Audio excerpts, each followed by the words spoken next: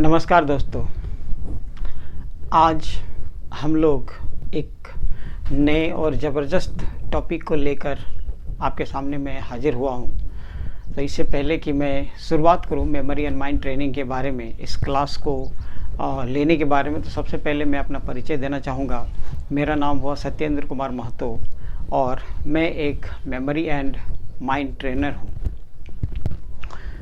तो आप सभी लोगों का स्वागत है, ज़ोरदार स्वागत है, ठीक है। और मैं आशा करता हूं कि इस पूरे क्लास के दौरान में आप लोगों को बहुत कुछ सीखने को मिलेगा, बहुत कुछ जानने को मिलेगा और ऐसी बहुत सारी चीज़ें जो शायद आपको पता भी नहीं है, ऐसी ऐसी चीज़ें आपको जानने को और देखने को मिलेगी।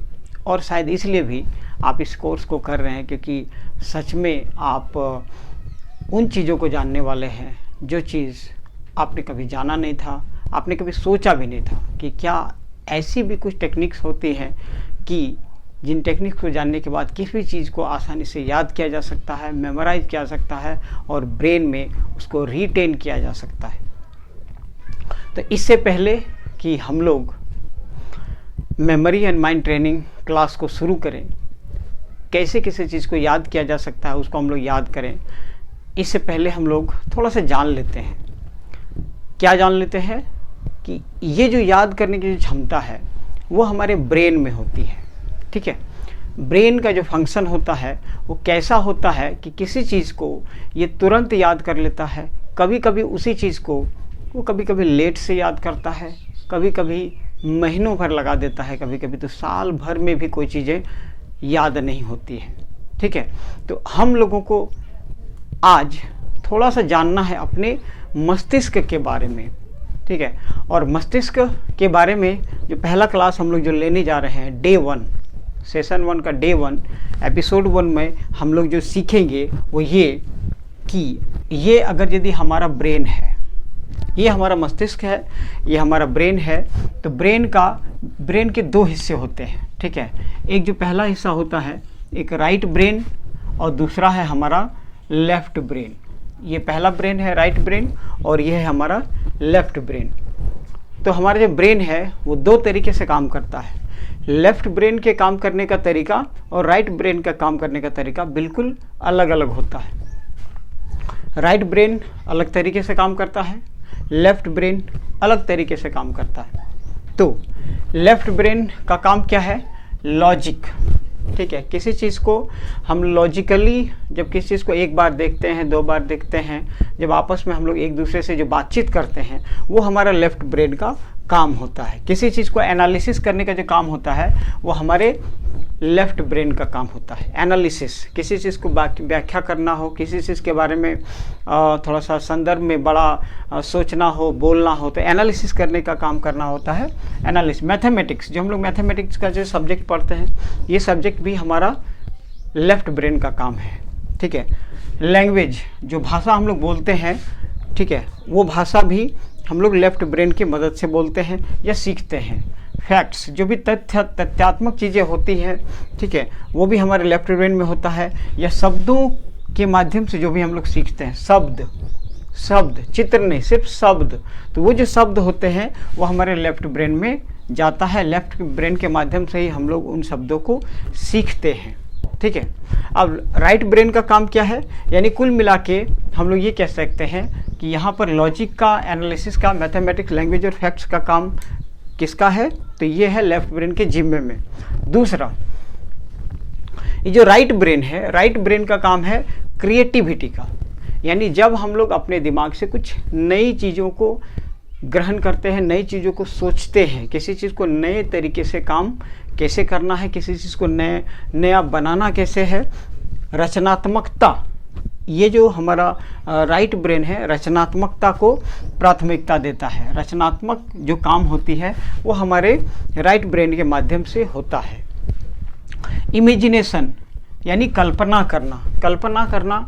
सपोज़ कि अगर यदि हम कल्पना कर रहे हैं कि हम जंगल में हैं, हम कल्पना कर रहे हैं कि हम विद्यालय में हैं, स्कूल में हैं, कल्पना कर रहे हैं कि हम बाज़ार में हैं, तो ये जो कल्पना जो हम लोग कर रहे हैं अपने मस्तिष्क में, अपने मन में, जो भी चित्र बन रहे हैं, जो भी फोटोज बन रहे हैं, वो इमेजिनेशन, वो जो इमेजेस क्रिएट हो रहे हैं वो कहाँ पे हो रहा है? हमारे राइट ब्रेन में हो रहा है, लेफ्ट ब्रेन में नहीं हो रहा है, राइट ब्रेन में हो रहा है। रिदम, आपने बहुत बार आपने कभी गाना सुना होगा, आपने पोएम सुने होंगे, पढ़े होंगे, तो पोएम में देखिएगा राइम स्कीम होता है। आखिरी का जो वर्ड होता है, हर लाइन का जो आखिरी वर्ड होता है वो हर दूसरे या तीसरे लाइन से मैच करता है। यानी कि एक पोएम जो होता है वो सॉन्ग की तरह होता है, गीत की तरह होता है, उसमें रिदम होता है, उसमें लय होते हैं। तो वो जो लय होता है, उस लय का जो एनालिसिस होता है वो कहाँ पे होता है? हमारे राइट ब्रेन में होता है। रिदम, लय, उसी की तरह जो नॉन वर्बल चीज़ें होती हैं, नॉन वर्बल यानी कि शब्द को छोड़कर जो चित्र वगैरह बनते हैं वो हमारे राइट ब्रेन में होती हैं। ठीक है, जैसे लय का शब्द से कोई लेना देना नहीं है, उसका फीलिंग से लेना देना है, उसका एहसास से लेना देना है, उसका धुन से लेना देना है। तो ये नॉन वर्बल चीज़ें। ठीक है, उसी तरह जो हम एहसास करते हैं, जो फीलिंग करते हैं, जैसे चीनी मीठा लगता है।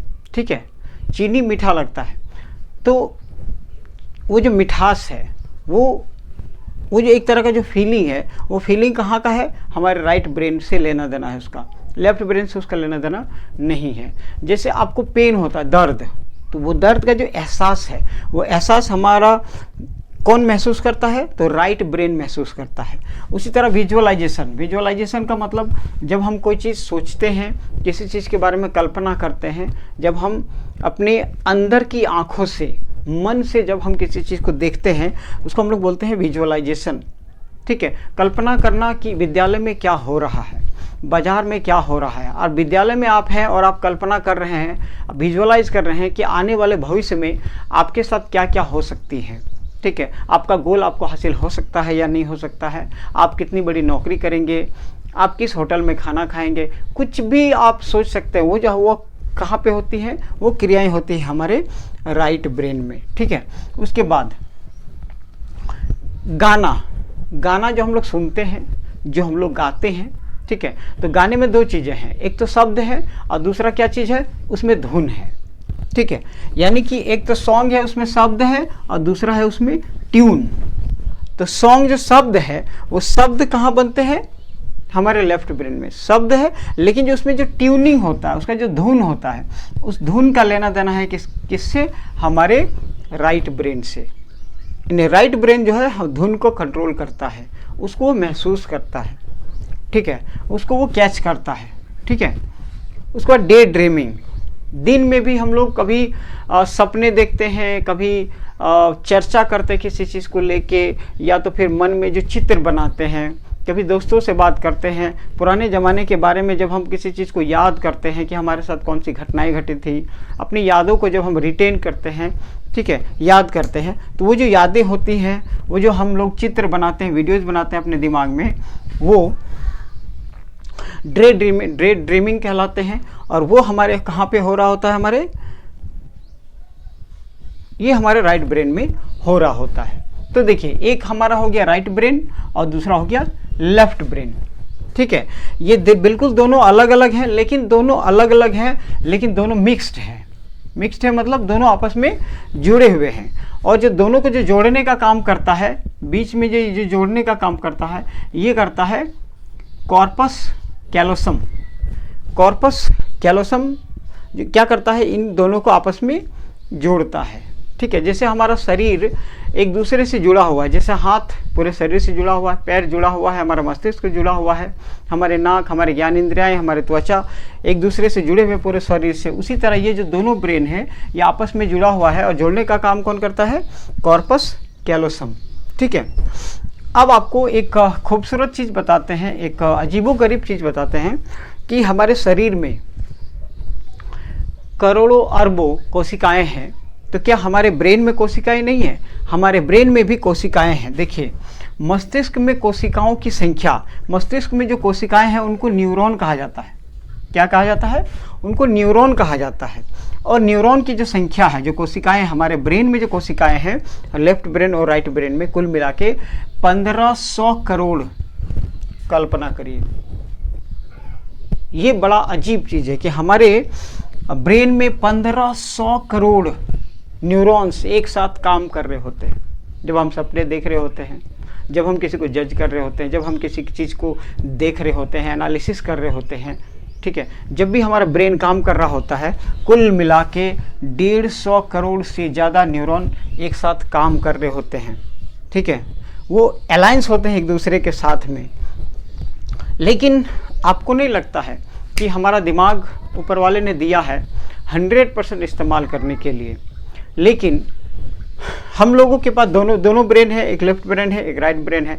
लेकिन आपको क्या लगता है कि आप कौन सा ब्रेन सबसे ज़्यादा इस्तेमाल करते हैं? आपको क्या लगता है कि आप कौन सा ब्रेन सबसे ज़्यादा इस्तेमाल करते हैं, लेफ्ट ब्रेन या राइट ब्रेन? आप सबसे ज़्यादा creativity, imagination, rhythm, non verbal चीज़ें या फीलिंग्स या विजुअलाइजेशन, ट्यून्स ऑफ सॉन्ग्स या डे ड्रीम, इससे रिलेटेड ज़्यादा आप काम करते हैं, या फिर आप लॉजिक से रिलेटेड ज़्यादा काम करते हैं, analysis, mathematics, language, facts, word से रिलेटेड ज़्यादा काम करते हैं? आपको क्या लगता है? आप अपने बारे में थोड़ा सा सोचिए, एनालिसिस करिए और आप देखिए कि हम लोग ज़िंदगी में सबसे ज़्यादा जो इस्तेमाल करते हैं वो हम लेफ़्ट ब्रेन का इस्तेमाल करते हैं। राइट ब्रेन का इस्तेमाल हम लोग नहीं के बराबर करते हैं या बहुत कम करते हैं, ठीक है। तो इसका मतलब ये हुआ कि कुल मिला के हम लोग अपने दिमाग का जो इस्तेमाल है वो 33% से कम, 33% से कम हम अपने दिमाग का इस्तेमाल करते हैं। और ये 33% में उन लोगों की बात कर रहा हूँ जो लोग क्रिएटिविटी से रिलेटेड काम करते हैं, जो लोग रचनात्मकता से रिलेटेड काम करते हैं, जो वैज्ञानिक टाइप के जो लोग हैं वो लोग काम करते हैं, ठीक है। ये 33% एग्जाम्पल है उनका। आप लोगों ने एक महान वैज्ञानिक का नाम सुना होगा, अल्बर्ट आइंस्टीन। अल्बर्ट आइंस्टीन ने अपने ज़िंदगी भर में अपने दिमाग का इस्तेमाल कितना किया? 33% से भी कम। उन्होंने, बताइए, उतने बड़े साइंटिस्ट हैं, इतने बड़े वैज्ञानिक हैं, और वो अपने दिमाग का इस्तेमाल सिर्फ 33% कम कर पाए, ठीक है। तो आप सोचिए कि आम आदमी, हम जैसे लोग, आप जैसे लोग कितना इस्तेमाल कर पाते होंगे। और अगर यदि हम लोगों को अधिकतम इस्तेमाल करना है, सबसे ज़्यादा अपने ब्रेन का अगर इस्तेमाल करना है, तो हमें क्या करना होगा? हमें लेफ्ट ब्रेन का भी इस्तेमाल करना होगा और राइट ब्रेन का भी हमें इस्तेमाल करना होगा, ठीक है। तो बचपन में जब हम लोग, अब दो तरह से हम तुलना करते हैं, ठीक है। एक, पहला है हमारा बचपन और दूसरा है हम जब विद्यालय में रहते हैं उस समय। 5 साल से पहले हम अपने घरों में होते हैं, हमें किसी तरह की कोई चिंता नहीं होती है, किसी तरह का कोई प्रेशर नहीं होता है, टेंशन नहीं होता है, स्ट्रेस नहीं होता है। हम लोग मस्ती में जी रहे होते हैं, मस्ती में खेल रहे होते हैं, मस्ती में खा पी रहे होते हैं, किसी तरह का कोई सोचना नहीं होता है। उस दौरान हम लोग जब किसी भाषा को सीखते हैं, क्या हम लोग रट रट के सीखते हैं? सपोज कि हमें खोटा बोलना आता है, हमें हिंदी बोलना आता है, लेकिन हमें अंग्रेजी बोलना नहीं आता है। तो 5 साल के बाद जब हम स्कूल में एडमिशन लेते हैं, तो आप कल्पना करिए कि इंग्लिश सीखने के लिए हमें वर्ड्स को रटना पड़ता है, फॉर्मूलाज को रटना पड़ता है, ठीक है। हमें ग्रामेटिकल आइटम्स को रटना पड़ता है, हमें सेंटेंसेस को बहुत बार रटना पड़ता है, क्वेश्चन आंसर्स को हमें रटना पड़ता है। एग्जाम में अगर यदि कोई प्रश्न आया है तो आप कल्पना करिए कि हम लोग उसे कैसे याद करते हैं। हम लोग घर में क्वेश्चन आंसर को रटते हैं, फिर स्कूल में जाके एग्ज़ाम के समय में हम लोग लिखते हैं। लेकिन यही सवाल अगर यदि हम आपसे करें कि जिस दिन हम लोग पैदा हुए उस दिन से लेकर 5 साल तक हम लोगों ने कोई ना कोई भाषा हम लोगों ने सीख लिया है, चाहे वो हिंदी हो सकता है हमारी मातृभाषा, या खोट्ठा जो हमारी क्षेत्रीय भाषा है, या तो फिर आपका कोई भी रीजनल लैंग्वेज हो सकता है। वो जो रीजनल लैंग्वेज आपने सीखा, क्या उस भाषा को आपके मम्मी पापा ने आपको रटाया? नहीं रटाया। क्या उसके लिए कोई टीचर, हमें ट्यूटर हमारे घर में आया था उसको सिखाने के लिए? नहीं आया। तो इसका मतलब ये हुआ कि हम लोगों ने कॉपी कर करके, जैसा कि हमारे माँ बाप ने किया, जो भी हमारे माँ बाप ने बोला, जो भी हमारे सोसाइटी ने हमें सुनाया, धीरे धीरे धीरे धीरे धीरे धीरे हमने उसको कैच किया और हमने सीखा। लेकिन जैसे हम लोग स्कूल में एंटर करते हैं, अंग्रेजी भी एक भाषा है, हिंदी भी एक भाषा है, लेकिन हिंदी को हम लोग सीखने के लिए हम लोगों ने किसी तरह का कोई प्रेशर या किसी तरह का कोई रटने का सहारा नहीं लिया। लेकिन जब हम इंग्लिश के सीखते हैं या कोई दूसरा भाषा सीखते हैं, तो फिर शब्दों को हम लोग रटते हैं, शब्दों को हम लोग रटते हैं और रट रट के सीखने का प्रयास करते हैं। और इसलिए भी शायद हम लोग 6, 7, 8, 9, 10, 11, 12 पार कर जाता है, लेकिन हम लोग अंग्रेजी भाषा को सीख नहीं पाते हैं। लेकिन बचपन में देखिए हम लोग बिल्कुल अज्ञानी थे, एक भी शब्द हम लोग हिंदी या कोटा या किसी भाषा का नहीं जानते थे, लेकिन फिर भी 5 साल के दौरान हम लोगों ने सीख लिया। ठीक है, ऐसा इसलिए क्योंकि हम लोग विजुअलाइजेशन का इस्तेमाल करते थे। विजुअलाइजेशन का मतलब बचपन में किसी चीज़ को हम लोगों ने देखा, जब मैंने देखा किसी चीज़ को, उस चीज़ को बोलते हुए, तो हम लोगों ने धीरे धीरे उसको बोलना शुरू कर दिया। लेकिन हम लोगों ने क्या किया, 10 क्लास के बाद में या 6 क्लास के बाद में हम लोग देख देख के किसी चीज़ को नहीं सीखते, उसको रटने का प्रयास करते हैं, और वो रटने का जो काम है वो लेफ्ट ब्रेन का है, और इसी वजह से हम लोग जो है उस चीज़ को सीख नहीं पाते हैं। ठीक है, तो सबसे ज़रूरी चीज़ ये है कि हम लोगों को क्या करना है, लेफ्ट ब्रेन हम लोग समझ लें कि लेफ्ट ब्रेन का ये काम है, और ये भी हम लोगों ने समझ लिया कि राइट ब्रेन का ये काम है। तो अब हम लोग क्या करेंगे, राइट ब्रेन का इस्तेमाल, लेफ्ट ब्रेन का अभी तक हम लोग इस्तेमाल कर रहे थे ज़्यादा, अब हम लोग राइट ब्रेन का इस्तेमाल करेंगे। यानी दोनों, एक तो ये तो काम नेचुरली है, ये हम लोग जब आम जिंदगी जीते हैं तो आम जिंदगी तो हम लोग लॉजिक से जीते हैं, इसमें कोई शक नहीं है। एनालिसिस, मैथमेटिक्स ये हमारे जीवन का हिस्सा है, शब्द हमारे जीवन का हिस्सा है, लेकिन हम लोग क्रिएटिविटी बहुत कम करते हैं, इमेजिनेशन, सोचने का काम बहुत हम लोग कम करते हैं, रिदम, नॉन वर्बल चीज़ें या फीलिंग से रिलेटेड या विजुअलाइजेशन से रिलेटेड, ट्यून से रिलेटेड, ये चीज़ें हम लोग बहुत कम करते हैं। ठीक है, तो इसका मतलब ये हुआ कि एक ब्रेन का अगर हम इस्तेमाल कर रहे हैं तो दूसरा ब्रेन का इस्तेमाल बहुत कम हो पा रहा है। ठीक है, तो अगर यदि हमको किसी चीज़ को याद करना है, ठीक है, याद करना है, तो हम लोगों को दोनों ब्रेन का इस्तेमाल करना होगा, और खासकर याद करने की जो टेक्निक है वो हमारे राइट ब्रेन से इसका लेना देना है, राइट ब्रेन से इसका लेना देना है, ये ब्रेन। ठीक है, और अगर यदि हम इस चीज़ को याद करते हैं, ठीक है, इस चीज़ को एक छोटा सा एग्जांपल के साथ देखिएगा कि बहुत सारे ऐसे गाने हैं, मूवीज़ हैं, उन मूवीज़ के आपके डायलॉग आपको याद रह जाते हैं। ठीक है, उसके ट्यून के कारण, शब्दों के कारण याद नहीं रहता, उसके ट्यून के कारण याद रहता है। बहुत सारे गाने आपको याद रह जाते हैं क्योंकि वो ट्यूनिंग के चलते याद रह जाते हैं। बहुत सारे फिल्म आप देखते हैं तो उन फिल्मों के जो कैरेक्टर्स होते हैं वो आपको कॉमेडी की वजह से, मारपीट की वजह से, इंसिडेंट्स की वजह से वो याद हो जाते हैं, क्योंकि ये काम किसकी वजह से है, ये काम किसका है, सेकेंड ब्रेन की वजह से है। ठीक है, ये जो राइट ब्रेन है इसकी वजह से याद हो जा रहा है। तो चित्र बनाने का काम, वीडियोस बनाने का काम, ठीक है, इमोशन से रिलेटेड हो सकता है, ये सारे काम किसके हैं, हमारे राइट ब्रेन का काम है। सोच के देखिए, आपने शोले फिल्म कब देखा था और आज भी आपको याद है। आपने कोई सा भी डायलॉग आपने कब सुना था वो आपको भी याद है। आपने कोई भी गाना कब सुना था, ठीक है, वो आप अभी भी आपको याद है। क्यों? क्योंकि उसमें ट्यून जुड़ा हुआ है। आपको पूरा गाना शब्दों के माध्यम से याद नहीं होगा, लेकिन आपको जो ट्यून है वो आपको याद होगा। तो कहीं ना कहीं हम लोग राइट ब्रेन का इस्तेमाल कम करते थे, लेकिन मेमोरी एंड माइंड ट्रेनिंग में राइट ब्रेन का सबसे ज़्यादा महत्व है। ठीक है, लॉन्ग टाइम में याद करने के लिए, कम टाइम में याद करने के लिए। यानी लॉन्ग टाइम में कहने का मतलब लॉन्ग टाइम तक वो याद रहेगा, शॉर्ट टाइम में याद हो जाएगा और वो लॉन्ग टाइम तक याद रहेगा। ठीक है, तो हम लोगों ने देखा कि किस तरह से हमारा जो ब्रेन है वो 2 भागों में बटा हुआ है, लेफ्ट ब्रेन और राइट ब्रेन। ये चीज़ें हमारे राइट ब्रेन का है काम, और ये इन चीज़ों का काम है हमारे लेफ्ट ब्रेन का। ठीक है, ये दोनों ब्रेन को आपस में जोड़ने का काम कॉर्पस कैलोसम करता है।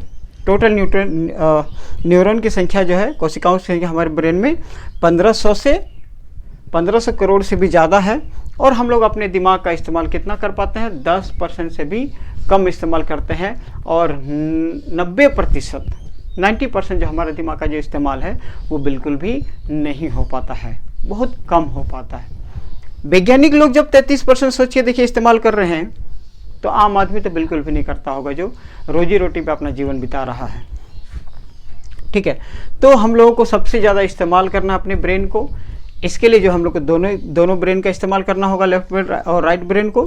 ठीक है, creativity, imagination, rhythm, non verbal, feelings, visualisation, ठीक है, ट्यूनिंग, डे ड्रीमिंग, और इनकी मदद से, इन चीज़ों की मदद से हम लोगों को किसी भी चीज़ को याद करने में आसानी होगा।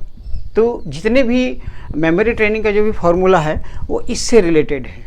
ठीक है, तो इस वीडियो को आप फिर से भी आप देख सकते हैं दोबारा, अगर एक बार में आपको समझ में नहीं आता है तो दोबारा आप देख सकते हैं।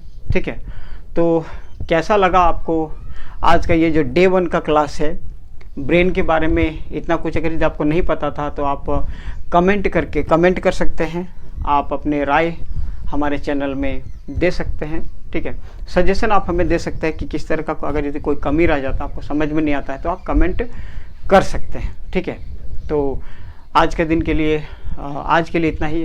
ठीक है, नमस्कार, धन्यवाद।